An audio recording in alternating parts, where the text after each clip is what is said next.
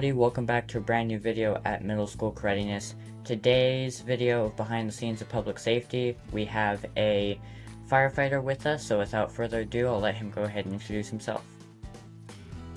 Hi, good afternoon, Reilly.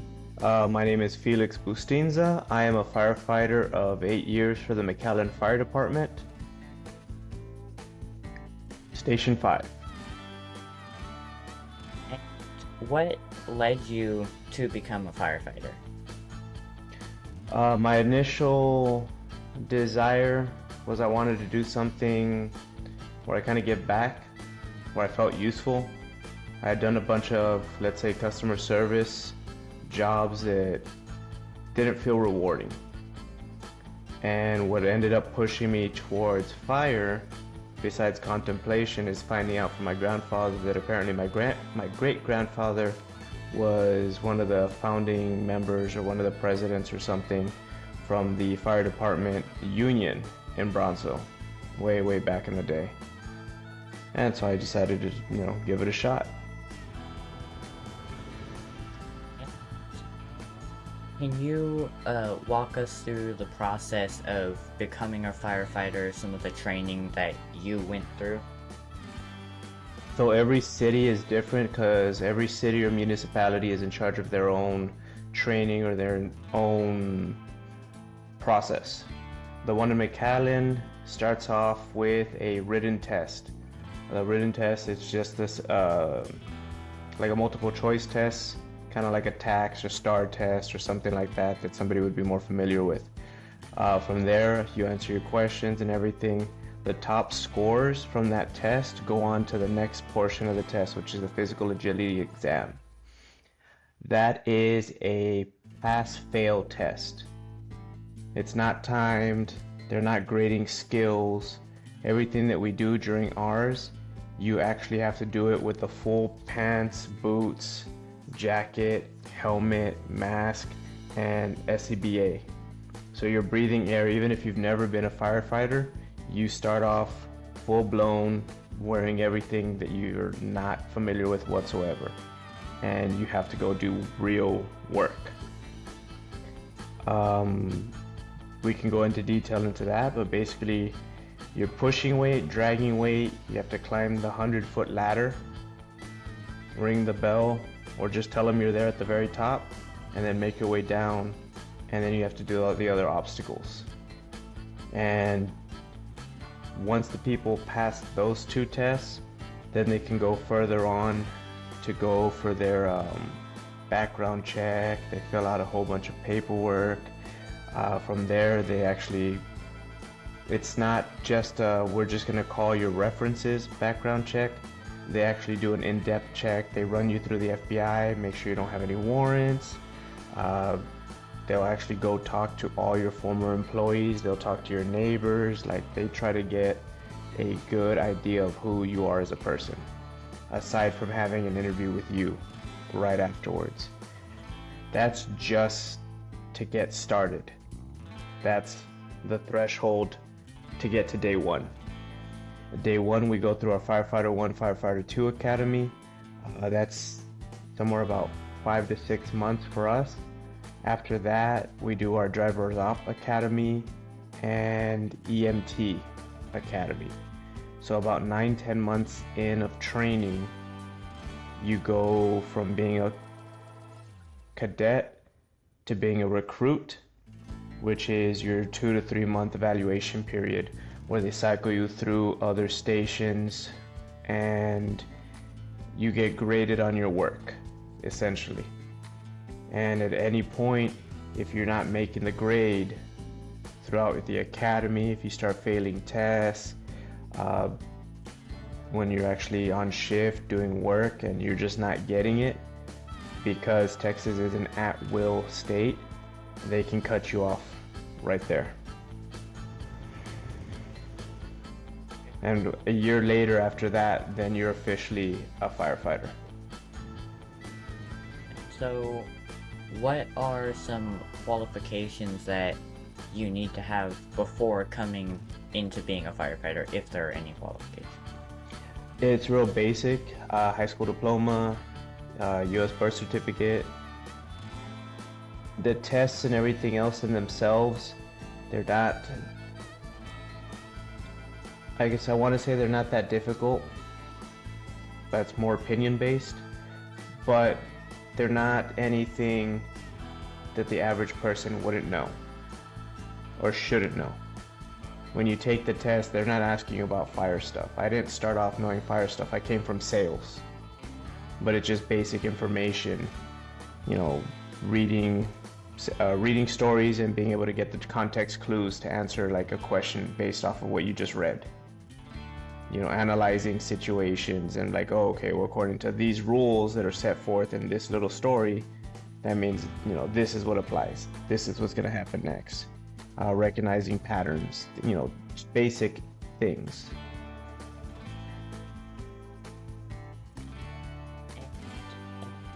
You mentioned switching from a cadet to a recruit, so could you explain your rank in your particular fire department and the rank structure of that fire department?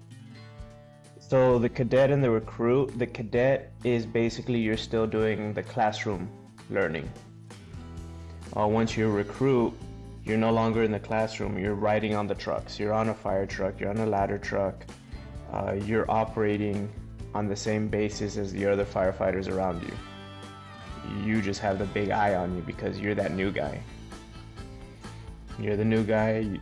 They actually differentiate them until you're officially a firefighter in a department. You don't get to wear your blue shirts. So everybody that's a recruit or a cadet, they wear gray shirts. So they're the gray shirts. If you ever see a gray shirt on a fire truck, that's the new guy. So you're gonna see him carrying all the tools, carrying all the equipment. You're gonna see him, you should see him taking the lead or trying to attempt to take the lead on operations or whatever, because he's the new guy. He's the one that lacks experience. He should be putting his hands in and be like, hey, let me do that. Let me try that. Hey, how are you doing that? Can you show me? Like, they showed me how to do it before, but I'm not sure how to do it well. He should be asking all the right questions so he can gain as much knowledge as possible. Us as being blue shirts, veterans, seasons, whatever you want to say, it's our job to teach them up. You know, we're there to build them up, to be operable, to be good, to be of use. You know, they're new.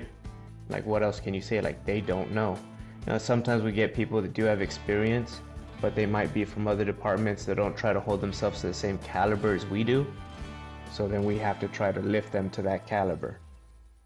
Oh, you know what? You might have learned how to do that at a different department. Like, we don't do that. Like, we need to make sure it does, you know, we do this and it ends like this. Whatever happens, like, we're gonna clean it up. We don't just leave that there or whatever. That just certain situations of things like that have happened.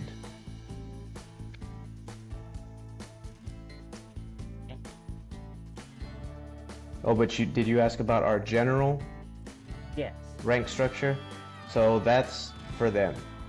Then we go to firefighter, which is what I am. My promotion level next would be to be a driver, and then from a driver would be a lieutenant.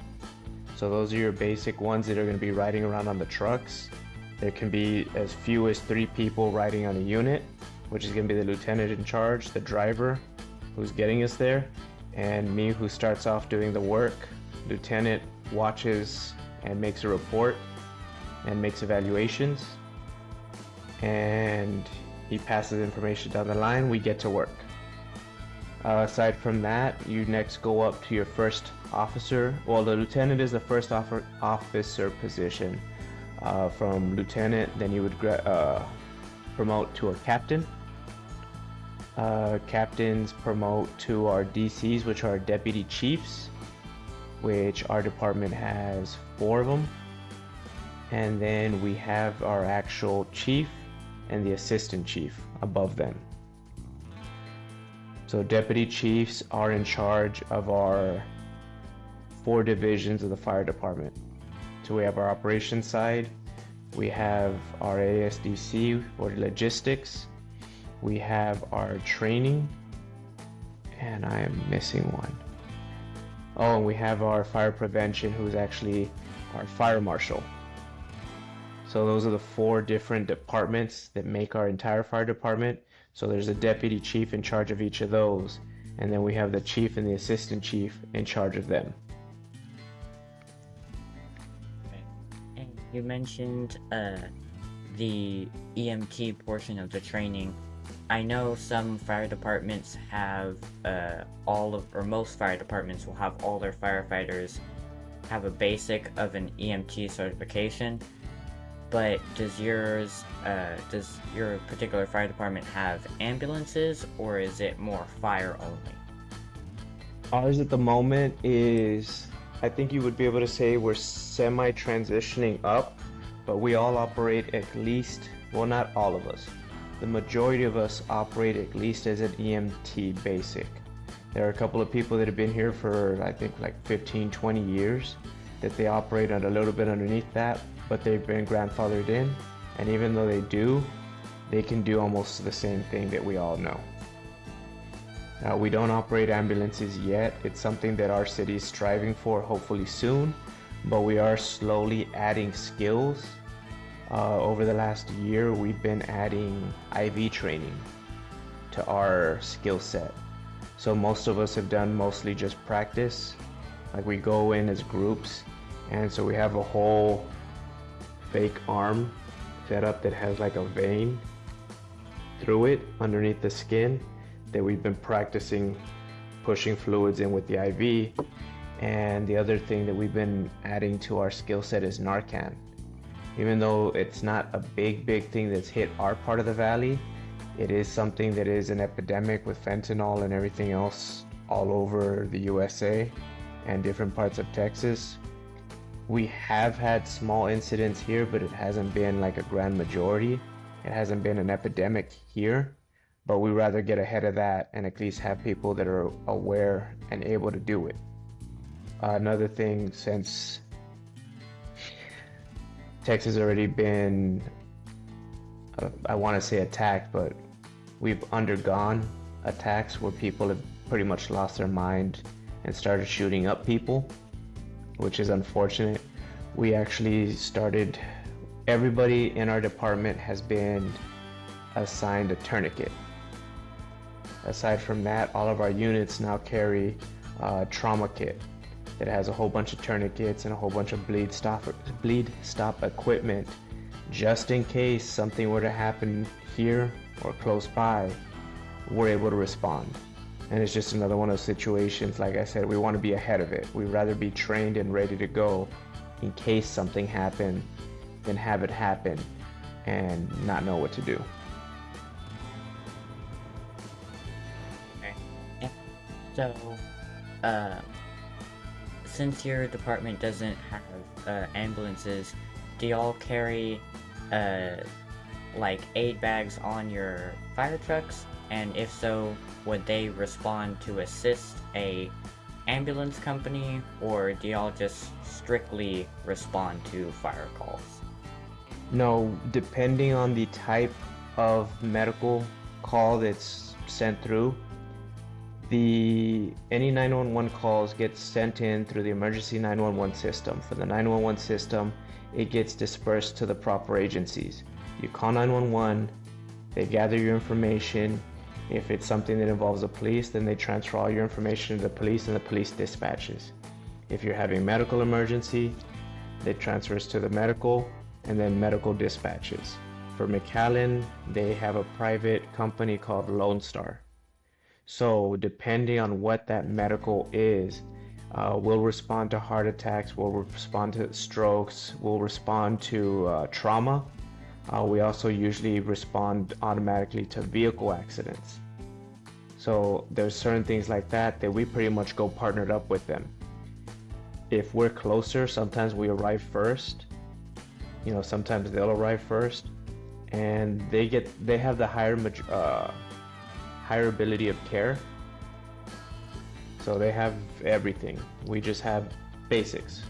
So we'll go in, if we have to, we'll stabilize a person. We can check their vitals. Sometimes it's just reassuring a person and stabilizing them. getting their basic information and then passing that along to the ambulance when they get there, paramedics. And if there's anything that they can do more, they'll do that and then take them to the hospital. If somebody's, like I said, trauma, hurt, we have equipment, we have our tourniquets, we'll start bandaging a person up and trying to secure that, trying to stop or mitigate the damage that the person has before the ambulance gets there. And then, transport them onto the stretcher, and then, they'll hurry up and get to the hospital. Or if they get there first and they need help, wear an extra pair of hands, because you never know. Yeah. What does a typical day look like for you in your fire department and on the fire truck, on the fire station? Basically, your typical day on duty. So my department operates on 24-hour shifts, and they have 3 shifts: A, B, and C shift. So I clock in at 8 o'clock. I take over the unit, the truck, whether it's a ladder truck or a fire engine, at that station. Load up all my equipment, check all the equipment. The truck gets pulled out. We check all the equipment on the truck. The pump gets checked. After we verify all the equipment, if anything needs to get refilled, if we need more supplies, if we need more fuel, all of that gets taken care of after we've gone through and done our daily checks. Next thing that we do is we do a little cleanup there at the station. We'll wash out our bay where we keep the trucks. A lot of the trucks, or some of them, are older and they have little oil leaks here and there, and we'll just clean that off the bay floors. Blow it out, wash it down. We have giant, large, 3-4 foot squeegees that we use to push out all the water and everything. We just try to keep everything clean and in check. Regular daily maintenance. After that, breakfast, studying, training if we don't have any calls. We have essentially like a daily regiment of just minor training, just reviewing information we've already gone over and done. If there's any meetings, if there's any larger trainings, we might do it in the morning or after lunch. We have our lunch between 11:30 and 1. Continuing training or anything like that, or calls, whatever needs to be done. Our day-to-day schedule for us is kind of 8 to 5. After 5 o'clock, we have kind of our own personal time. And so you can relax. Some people play games, board games. Sometimes you don't get a chance because you just get calls all day. Yesterday was one of those days where, for whatever reason, people could not drive. And there was just accidents all day and half of the night. And you're just in and out, in and out, in and out. And that makes the day go by faster. Sometimes you have those good days where you're there on standby. You go in, you do what you need to do, make sure everything's clean, do your study, do your maintenance, clean up the station, go over your tools, do whatever you need to do, and the city doesn't need you that day. The other thing that we do regularly, as per our contract, as per our job description, we put in about an hour of exercise, physical training, every day. So that's just something to keep up. Some people do more, some people do it different, some people they just run, some people just like doing weights. Some people, we have a box, like a CrossFit box, so some people will do that religiously. And functional training, just whatever, as long as you have the ability to get the job done when you need to do it. And so that's part of our day. We have bunks and everything, so we sleep there. We don't stay up all night. By 10 o'clock, your bed already needs to be made. The lights in the dormitory might go off, and when you feel like going to bed, you go to bed and see whether or not you get to sleep through the night, which sometimes you don't. What you said is the most rewarding part of your job? Most rewarding part of the job is knowing that you help out people like in their worst moments. Like, it sounds kind of bad, but knowing that like you can actually do something to help when things just hit the fan. You know, there's a lot of little minor stuff that we do.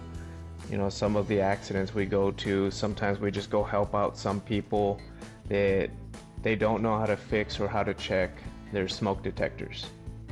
And you're just going in and you're just kind of doing a favor, kind of like you would for your neighbor. Hey, like I don't know what to do with that thing. Well, let me get the ladder, let me go up there, let me check it. Hey, you know, this thing's expired. You know, get another one when you get a chance, get a new one, and we'll come back and we'll install it for you. Hey, this thing keeps beeping. Well, when was the last time you changed the batteries? Oh, I don't know, like a couple years ago. You're supposed to change the batteries like every 6 months. Go get some batteries, we'll stop by and we'll change the batteries. And you know, it'll be, you know, older people or people that just don't know how to do those things, and we'll help them out. Like, that's nice. Like, I enjoy doing those little things. But, you know, some people, we're there for them in horrible necessity. You know, they just had a horrible accident, their vehicle's destroyed. You know, something happened, hey, somebody just ran into my house. You know, my house caught fire. You know, there's somebody in there. Knowing that I actually have an ability to respond and do, and to be able to move. That I've been trained to the point where I move to do something instead of either running or freezing. That makes me happy. Like, I'm proud that I can do that. Whether it's at work, personal, friends, like, I have ideas, I have something to go off of, like, oh man, like, this is an emergency. I can respond instead of just getting lost. That's one of the most rewarding things to me. Being capable. Okay. And now, on the other side of that, what would you say is the most challenging part of your job, or a disliked part of your job?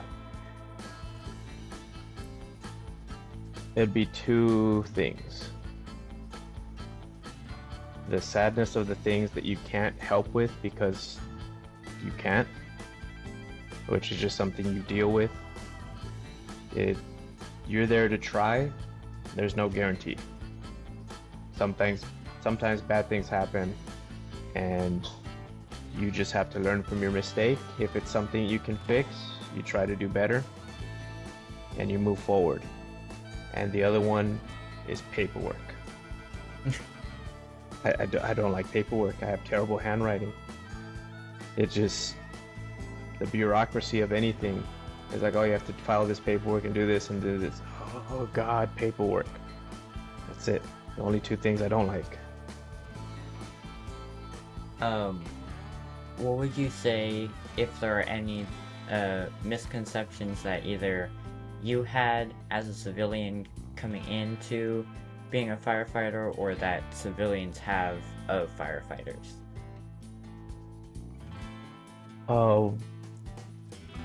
One of the misconceptions that some people have is that being a firefighter is more of a big, brawny, like, strong-based thing.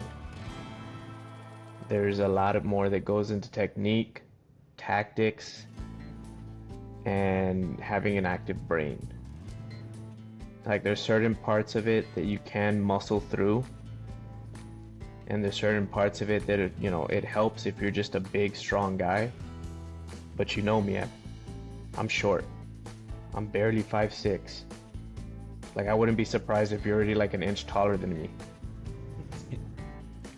But even though I'm not real big, I've been able to work on my strength, and I've been able to work on my technique.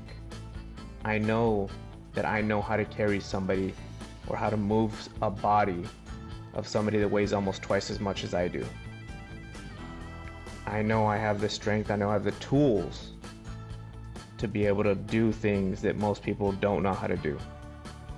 You know, whether it's use a ladder, use a hose, use the tools that we have, use leverage, you know, use doors, you know, use whatever it is that I have available to me to my advantage. Those are things that like I've worked on, and it's a mind game. You know, you got to keep playing with these ideas in these scenarios, and you got to think, okay, what can I do? What would I do? You know, you have to do something, you know, taking that moment afterwards, like, what else could I have done? How else could I have done it? And it's just mind games that you just constantly have to do to be ready to be adaptable. Because something might work one way one time, and it's just another tool in the toolbox. Hey, if this doesn't work, you know, this other guy told me about this. Next time I can try that, and I'll see which one works better for me. And on top of that, there's a certain aspect that goes into firefighting that people don't realize. It's not something that you fully involve or use at all times, but there's like a huge science factor that goes with firefighting. You know, the chemical energy, the whole chemical breakdown, fire usage, breakdown of fire loads, you know, square footage, water usage. So that's stuff that we don't get to use as much when you're actually doing the thing. But while we're working, the people above us, the captains and everything, they start gathering information, and they start going through. It's like, okay, well, we have this, this, and this, and this. These are the resources available. We need to call in for more resources. We need more water. We're gonna need more equipment. And they can actually calculate that stuff. I have like a base knowledge of it, but once you've been doing it long enough and you go higher, you start being able to evaluate that better. And that's something that people don't think about. They only think about the basic, like, hey, there's this big guy, he's just gonna run up with this hose and start firing water at the fire. You know, going inside of a fire and everything. Some places it doesn't help to be big. Like when you're in an attic, there's not space up there. I'm small, I fit up there. I don't have to worry about it. Some guys are bigger than I am, and they can barely make it through the little scuttle doors.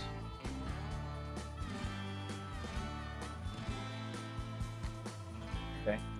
How would you say that, or what technology do you use as a firefighter, and how would you say that technology has evolved over the years in firefighting? So we've been going through upgrade processes currently. Has to do a lot with our communications and like our GPS capabilities.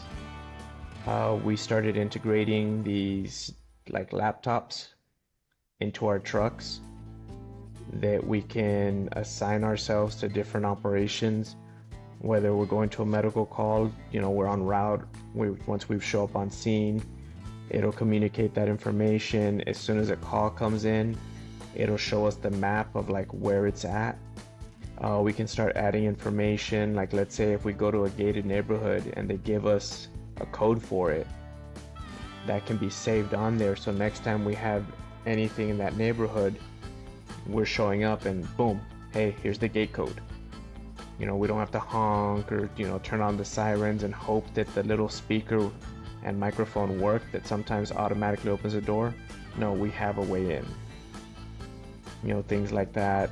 We'll show up to a business and, you know, it'll have the address and we'll have information on that business. Hey, they've already had 4 calls this week, like something's up with their system. And we'll have access to all that information. So that's a little bit of a game changer because, like I told you before, we're 3 different shifts. They might have got a call on Monday, we worked on Tuesday, and they also got another call on Wednesday.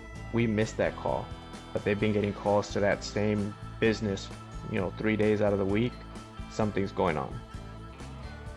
And if we're not there, we're not gonna know. But with this new technology, we're sharing all this information amongst ourselves, between each other, and that really helps out. Okay. What would you say are some, like, everybody knows the fire hose, but what are some other tools that you use on a daily basis as a firefighter? Mm, some that people might have seen, but they don't know the names of, would be like the fire hooks, New York hooks, Halligan tool. There's the fire axe, of course, that everybody knows. But if you know how to use a fire axe, a flathead axe, and a Halligan bar, there's a lot of work that can be done, depending on which area, like geographically, you're on. We just call ours the irons. Sometimes people will call it like the keys to the city, you know, just heavy irons, light irons, different things like that that people will call it. And it's a tool that has a fork, an adze, and a spike or a pike. And you can use that for different things, but we usually will use it to pop open doors. So that's some day-to-day that you'll find on an engine. Aside from that, you're gonna have your different nozzle connections. You're gonna find, more hose on a fire truck. We of course also use little power plants, little generators that are gas operated to run tools if we need to.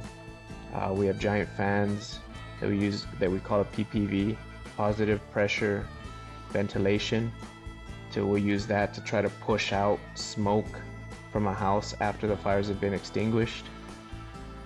Just jaws of life, which people will recognize as the jaws of life, and we'll use that for vehicle accidents. So there's a cutter, there's a spreader, and there's a ram bar, which are your basic three that come with that people may or may have not seen, but it's something that we use often.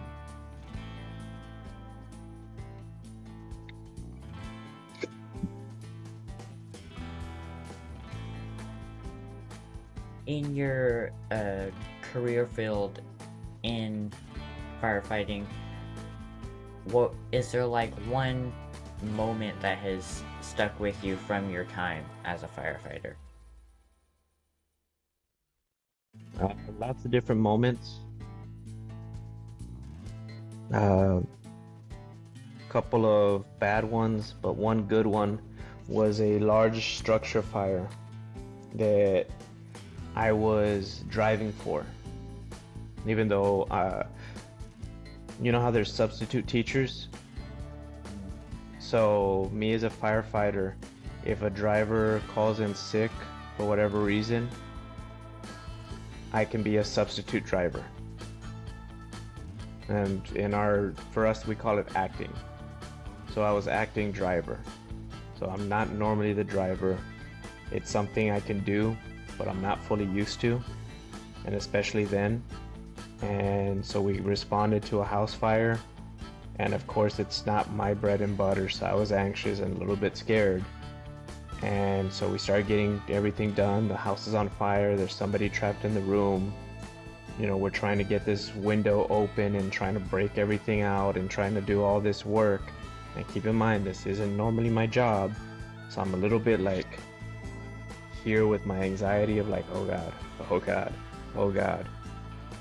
And so we got everything done to extinguish the fire. We were able to get the person out through the window.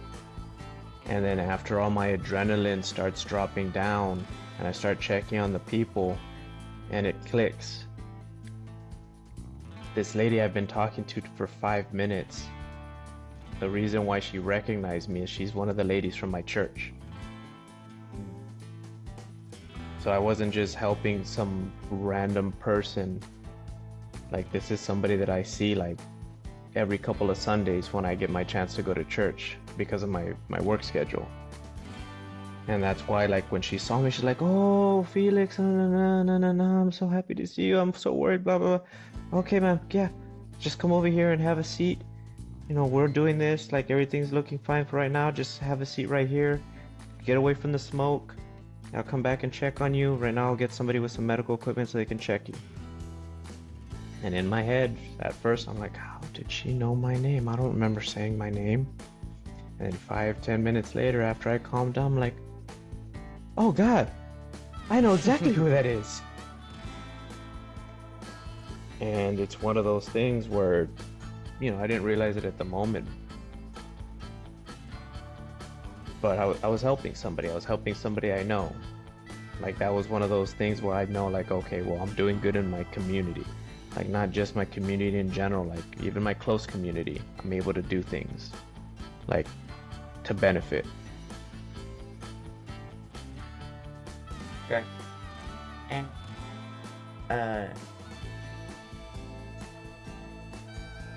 in my opinion, one of the misconceptions that civilians have is that they see different types of fire apparatus and they just call it a fire truck. Could you explain like some of the different vehicles that the fire departments have and how they are different from each other, that they're not just all fire trucks? So there are a lot of middle ones because a lot of the fire trucks can actually be very heavily customized. So you can customize a fire truck to the needs of your city, including like the size, the amount of water it carries. But your original initial fire engine, which is called a fire engine, fire apparatus engine, it's going to be a truck that carries tools. It has a bunch of portable ladders and hoses and a fire pump or a water pump. Okay, so that's going to be your basics on that. Next one would be that middle area, which is what's called a quint, which is a little bit bigger, has a fire engine, a fire pump or a water pump on it that'll actually pump out water, and it has an aerial ladder, which is the ladder, like the big ladder that comes from the truck. Then you're gonna have a ladder truck, which is usually a little bit bigger and may or may not have a water tank, which a quint usually will have a water tank. Some won't. It kind of depends on your use and like geographically, like they just call them differently sometimes. And so those are your three basic, like fire truck, fire engine, ladder truck, fire engine, and the quint, like I said, that one just kind of falls in between. Aside from that, you'll have like a rescue unit, which will have a lot of different extra tools.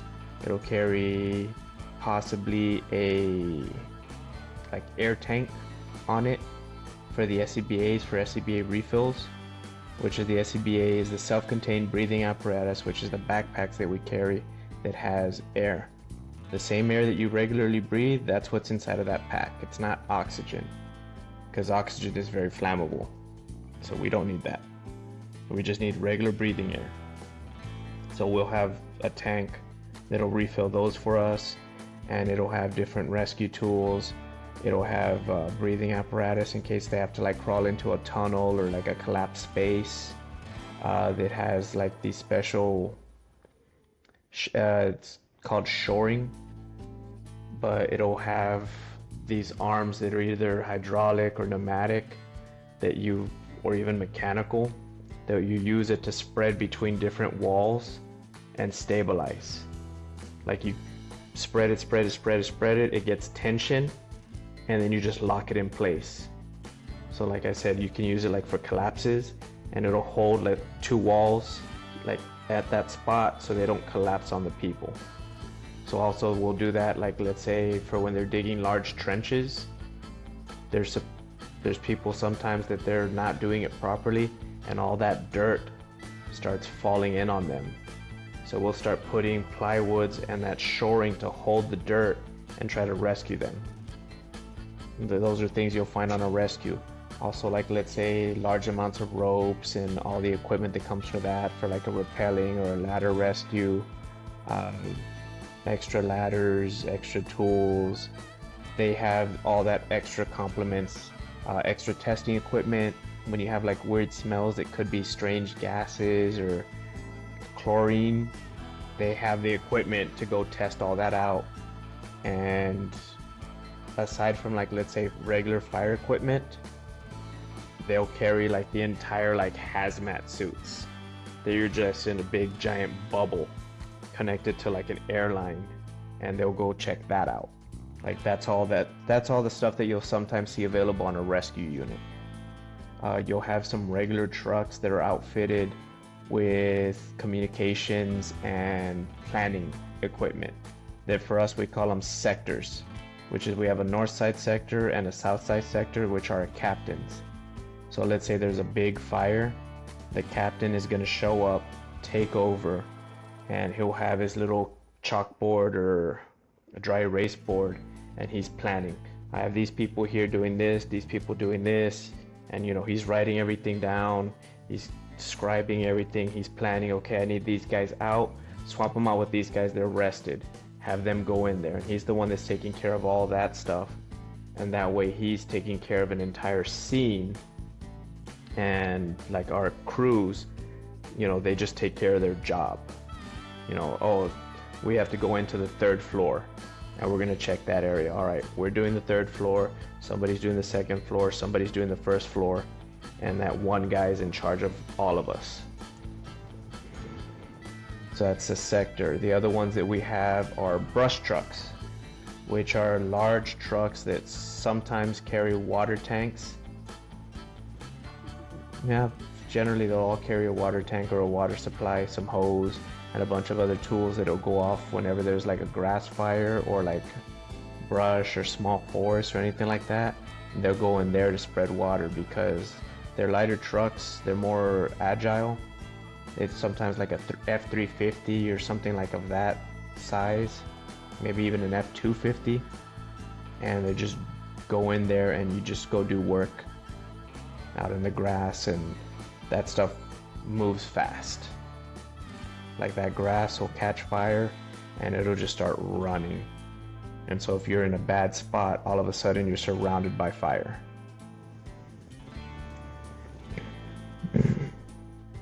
So I think those are the basic ones that I can think of.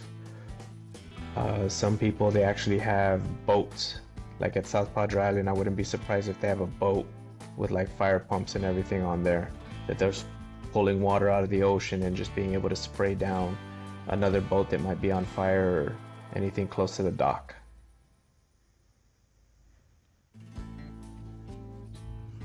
Question is, do you have any tips or anything that you think people should know if they're wanting to go into the firefighting field?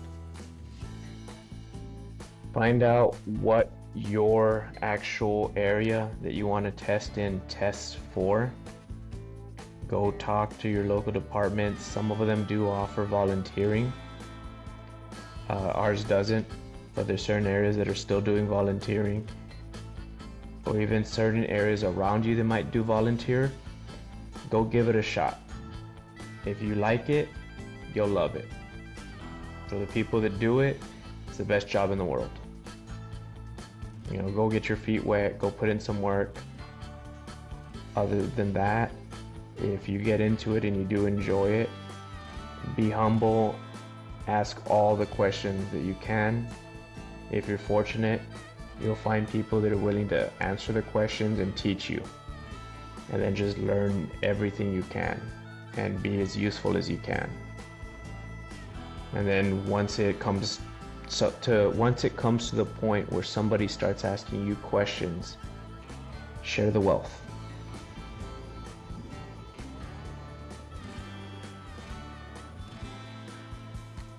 Well, that's our last question on here. Felix, thank you for coming out and talking to us about your career and the firefighting career field.